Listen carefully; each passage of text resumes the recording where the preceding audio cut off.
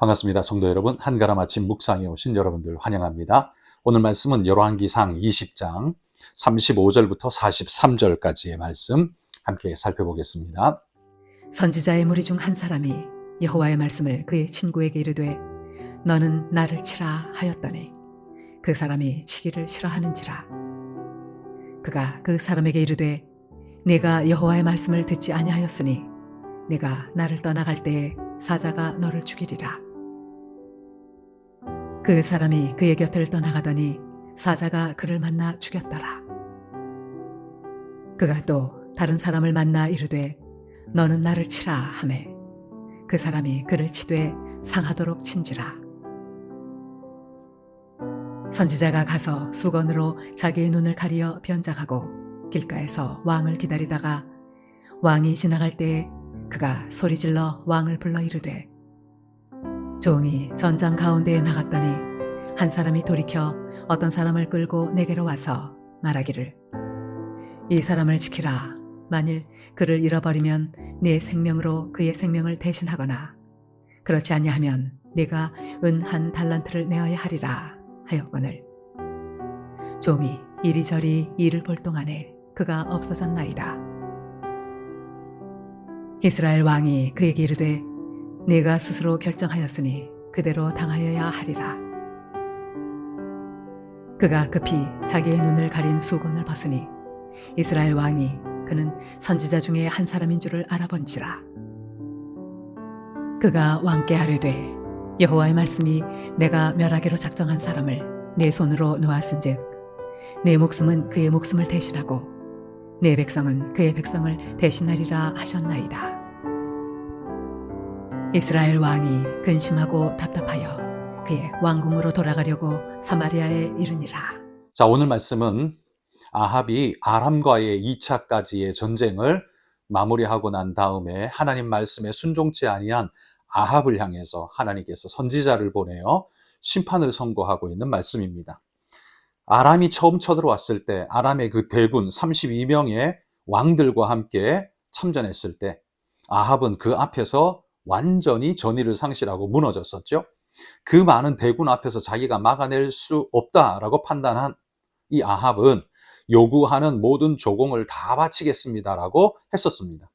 그러나 그뿐만 아니라 아람의 왕이 내가 내 신하를 보내어서 너희 집집마다 다 뒤져서 필요한 거 싹 끌고 가겠다라고 했을 때 이스라엘의 장로들과 모두는 그걸 거부했죠. 그 때문에 전쟁이 시작되었습니다.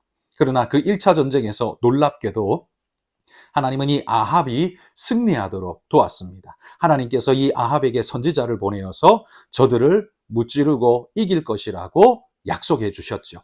그 약속의 말씀을 붙들고 나아간 아합은 전쟁에서 이기게 됩니다. 그리고 그 선지자가 또 말합니다. 내년 이맘때 한 해 지나서 내년에 다시 저들이 공격해 올 거니까 준비를 하십시오. 방비를 했다가 쳐들어올 때 다시 막으시면 이길 수 있습니다. 라고 조언을 줍니다. 이 아합은 역시나 그 말대로 되어질 때 똑같이 그들을 물리치게 되죠. 그러자 이 아합이 마음이 교만해졌습니다. 하나님께서는 그를 무찔러 없애라고 하셨는데 아합은 이 베나닷이 전쟁에서 패하고 숨어 있을 때 사람들이 베나닷이 여기 숨었다라는 이야기를 할 때 베나닷이 거기 있느냐? 그는 내 형제다라고 이야기를 합니다. 화해의 제스처를 보이게 되죠. 그러자 이 베나닷이 듣고는 이게 살 길이구나 하고는 얼른 왕 앞에 나가서 엎드려서 내가 당신의 형제입니다 라면서 당신이 원하는 건 뭐든지 내가 드리고 우리 다메섹에 당신의 길을 만드십시오 라고 영광스러운 조공을 바치듯 이야기를 하죠. 그때 이 아합 왕이 이 다메섹의 왕을 네가 살 것이다 라고 놓아 보내는 그런 일을 하게 됩니다. 조약을 맺고 놓아 보내게 되죠. 이 일은 결국 하나님 마음에 합하지 않은 일이 되었습니다. 그리고 그 일로 인해 오늘 본문이 시작됩니다. 한 선지자가 오늘 본문에 등장하죠. 이 선지자가 친구 선지자에게 이렇게 말합니다. 나를 빨리 쳐라. 근데 이 선지자는 영문도 모르고 왜 멀쩡한 사람을 쳐야 되는지 주저하고 거부하니까 그 선지자가 놀랍게도 네가 이 말씀에 순종치 아니하였으니 사자한테 너는 죽임을 당할 거라고 이야기하죠. 근데 그가 돌아가는 길에 진짜 사자를 만나서 찢겨 죽게 됩니다. 끔찍한 일이죠. 이 선지자가 또 다른 친구에게 이야기합니다. 나를 치라. 그때 그 사람이 아주 모질게 쳤습니다. 상처가 났고 그는 붕대를 싸매우고는 그리고는 왕에게 가서 아합 왕에게 가서 내가 여차저차 했는데 이것 때문에 한 달란트를 내야 되는 끔찍한 일이 벌어졌습니다. 라고 합니다. 그러자 아합 왕이 네가 잘못한 거니까 네가 당연히 내야지 하고 이렇게 말합니다. 그러자 그 선지자가 감아두었던 붕대를 풀고 얼굴을 드러내자 아합은 그를 알아보았습니다. 자신에게 이 전쟁에서 승리할 것이라고 알려주었던 바로 그 선지자죠. 두 번이나 승리하게 만들어줬던 그 선지자였습니다. 그를 알아보고 있을 때 이 선지자가 오늘 하나님의 말씀을 그에게 전하죠. 내가 너의 손에 맡긴 그를 네가 놓아주고 풀어주었으니 그 생명을 대신해서 네 생명을, 그의 백성을 대신해서 너의 백성을 내가 대신하겠다라고 이렇게 말씀합니다. 이 저주의 선포가 아합을 심히 두렵게 하고 공포스럽게 하죠. 그래서 오늘 43절 마지막에 보면 왕이 근심하면서 사마리아로 돌아갔다 이렇게 이야기를 하고 있습니다. 여러분 오늘 이 말씀을 보노라면 전쟁에서 승리하게 해주셨으면 됐지 그 뒤에 왜 또 그러실까라는 생각을 혹여나 하시는 분이 있을 수 있을 것 같습니다. 그러나 여러분 이 전쟁 하나님이 왜 개입하셨을까요? 왜 말도 안 듣는 바알 숭배를 하는 아합에게 하나님께서 왜 선지자를 보내어서 굳이 그 나라를 도와주시고 살려주시는 것일까요? 여러분 그건요 그 내용의 이유가 분명히 등장합니다. 말씀 20장 13절 끝에 보면 이렇게 말합니다. 오늘 그들을 내 손에 넘기리니 너는 내가 여호와인 줄을 알리라 하셨나이다. 그러니까 하나님께서 이 전쟁을 치르게 하신 목적이 뭐라고요? 여호와가 누구신지를 분명히 알리는 하나님의 선포였습니다. 그러니까 아합이 교만하게도 하나님을 모르고 아예 멀리하고 이세벨 때문에 바알을 섬기고 해서 하나님을 모릅니다. 물론 갈멜산에서의 승리로 인해서 전쟁으로 인해서 여호와에 대해서 알았지만 또 잊어버리고 지나갔거든요. 하나님이 다시 한번 그에게 기회를 주신 겁니다. 하나님을 알 수 있는 기회. 그런데 이 하나님의 영광을 위한 이 기회를 그는 엉뚱하게 사용하고 말았습니다.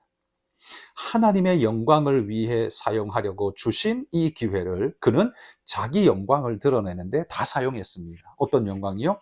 이 베나닷에게 말합니다.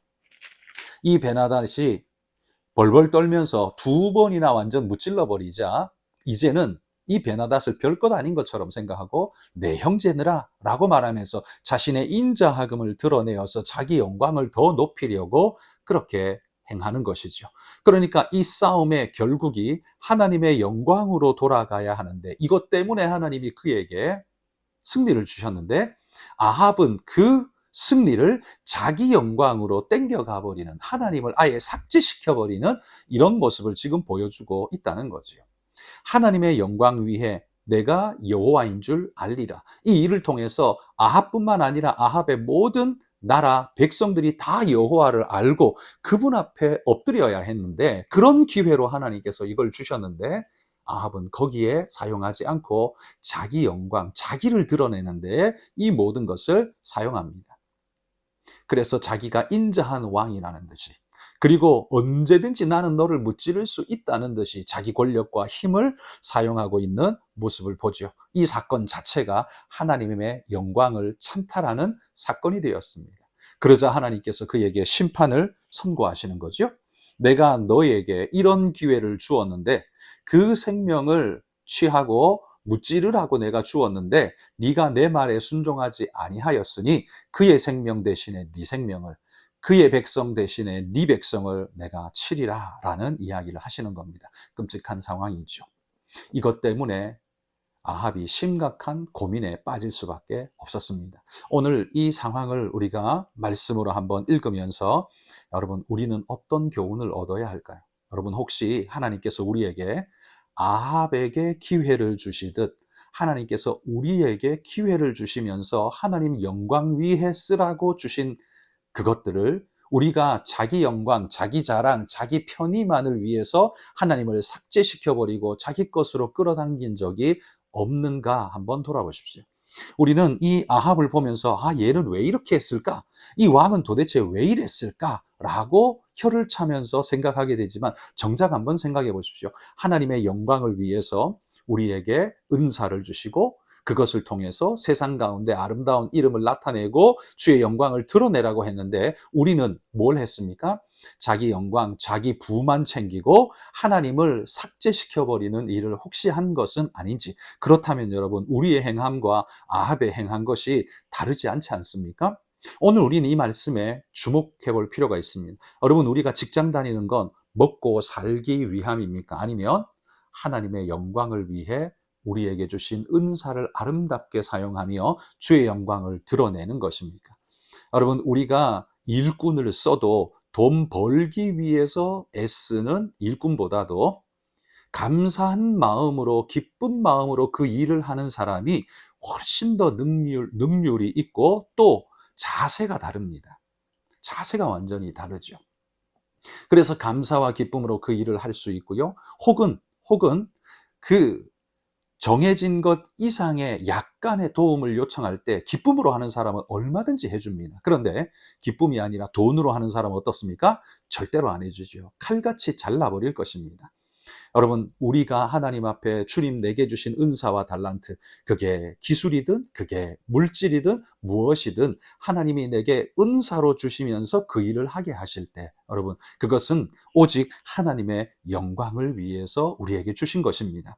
내 이름을 위해서 하나님이 주셨다는 말이에요. 내가 아니라 하나님이요. 하나님의 이름을 위해 주님 우리에게 주셨는데 이 일을 통해서 내가 여호와인 줄 알리라.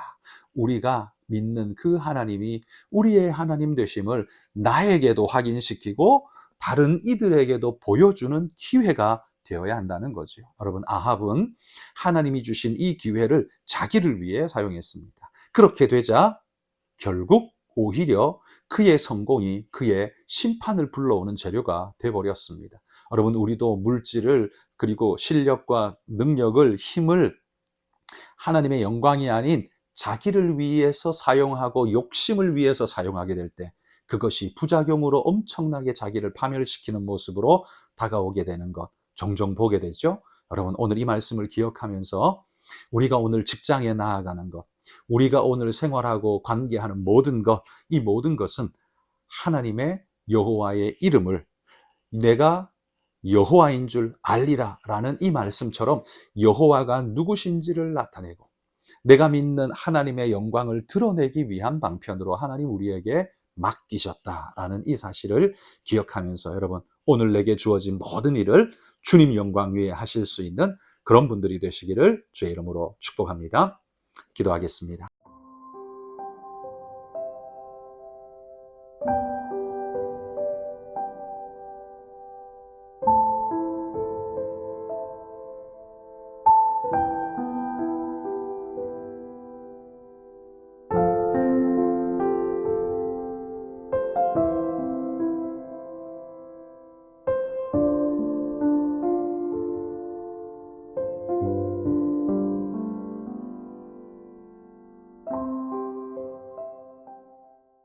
하나님 감사합니다.